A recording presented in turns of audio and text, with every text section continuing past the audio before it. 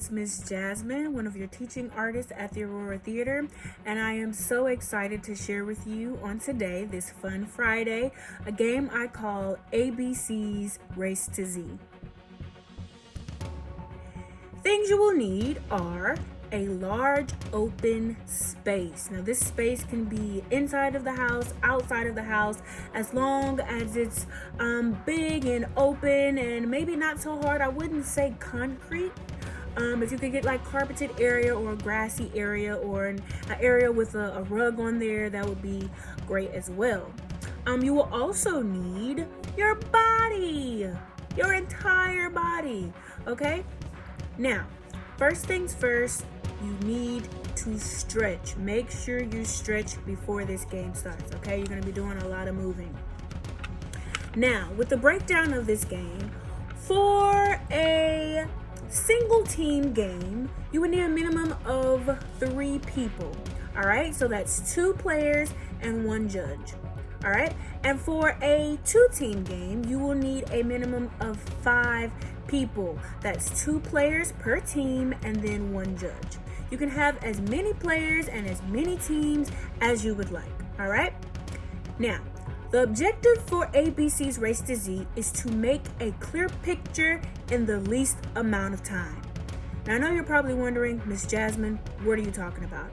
We don't even know what we're doing yet, and you're telling us that we have to do this and we have to have teams and all this stuff. Hold on, I'm gonna get right to that. You will be making the letters of the alphabet with just your bodies. Each team will start with the letter A, and you will try to make the letter A using the body of each player. So each player has to be included in that one letter, all right? And you're gonna do it in the least amount of time, all right? Be creative and be fast. Now, the first team to get the letter, according to the judge, the first team to get the letter first gets 1 point for that letter, and then both teams move on to the next letter, all right? You will continue all the way to Z, and the team with the most points wins. Now, if you're a judge, the judge needs to have a clear sight line for both teams.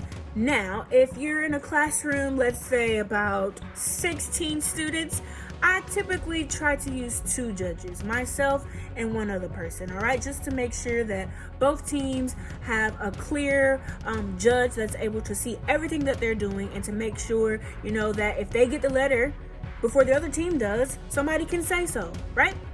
All right, so the judge will determine who created the letter the fastest. And if both teams finish at the same time, the judge will declare a tie and both teams get a point. All right, now let's review. Make sure you have an open space, inside or out, carpeted or rugged, not on concrete. And grass is okay too. 2, you can have 1 single team or you can have 2 teams.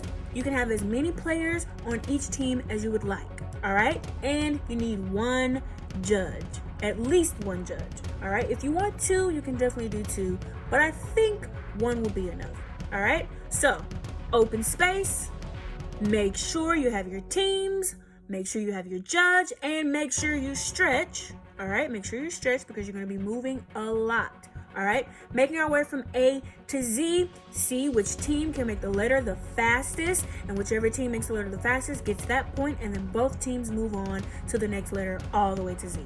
All right, make sure you communicate with each of your team members. Communication is very, very important during this game. All right, think fast, be creative, and have fun. I hope you enjoy ABC's Race to Z.